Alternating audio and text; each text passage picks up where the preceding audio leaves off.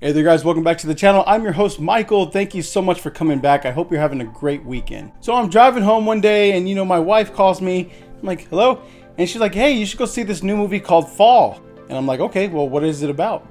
And she's like, well, it's about these two girls and they climb a tower and they eventually fall. I'm like, that is the best idea I've ever heard. I am gonna turn around right now and go see Fall.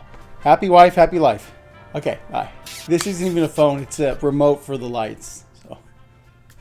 So needless to say, I didn't know anything about this movie. I didn't know who's in it. I haven't seen the trailer. And I'm gonna be honest with you, it exceeded all of my expectations. It blew me away. And I'm gonna tell you why right now in just a second. Hey, trust me.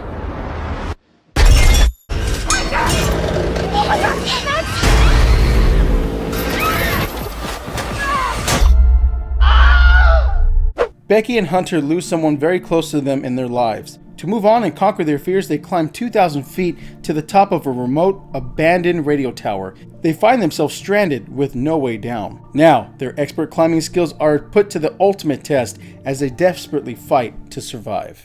So I've never seen these two actors before, but the main character, Becky, she looks a lot like Ren from Even Stevens. You know, we went to the moon in 1969. I guess Disney really does clone their child actors. Her friend Hunter is like an adrenaline junkie. She's a daredevil and she's trying to build her fan base. She has 60,000 followers. She's an influencer, so she's got to keep up appearances. So how do I put this tastefully? The twins showed up. The girls came out to play. Her cans, the gazongas, Hindenburgs, double lattes, the life ruiners. I can see that you're not following here. The Marshmallows, the Liberty Bells, the Little Rascals, the Diane Sawyers, the Danny DeVitos, Phil and Lil, Tia and Tamara, Yin Yang Twins, the Babushkas, her enchiladas con salsa roja. That's enough. Yeah. So basically she's wearing a push-up bra the whole time and it's a big distraction and she's trying to gain followers. I get it. We're in the same boat, Hunter. But come on, you're better than that. I'm like, can you please refrain? I'm trying to do my job here. I take it very seriously. I grade these movies based on cinematography, acting, and overall production value and merit. Now here's where I tell you that I have a natural fear of heights. Like, I can climb the roof and shit, but I am not gonna ever climb a mountain or go up a huge tower, ever. So in this movie, my hands started to sweat for like an hour straight. There was moments where I was like, zoinks! But that's how good the shots were, and the cinematography is.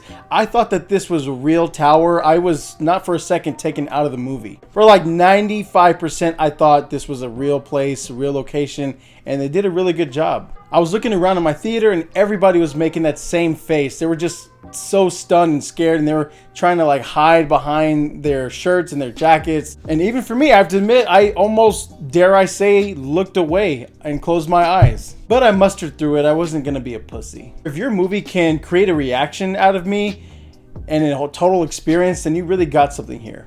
And the cool part about this movie is that you really care about these girls. Like you're trying to help them get down and try to think of ways that can help them in this situation. And you're even wondering, like, is this gonna have a happy ending? Is there gonna be something tragic? And this movie actually has you believing that they could die 20 minutes into the movie. So let's get into the negatives of the movie.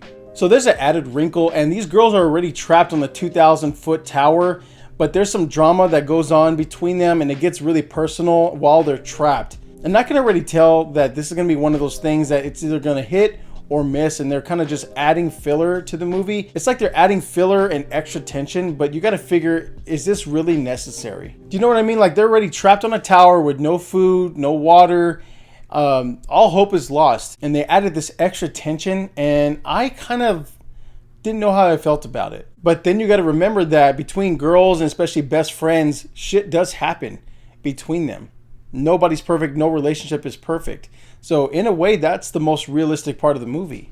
For me, this drama kind of worked because I was already getting too sweaty and I needed kind of a break. My diabetes was kicking in. My heart palpitations were going crazy. And I'm just like, get me off this tower. Like, that shit is scaring me right now.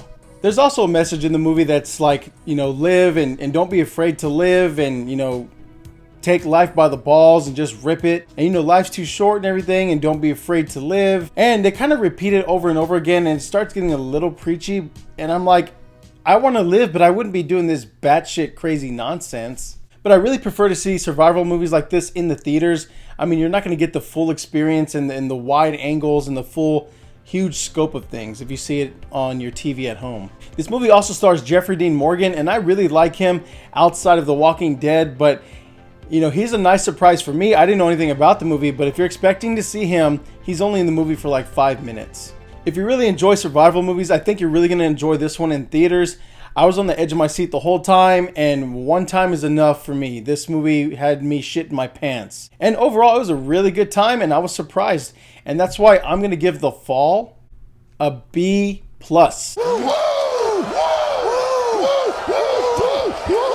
Or an 86 if you're a numbers guy.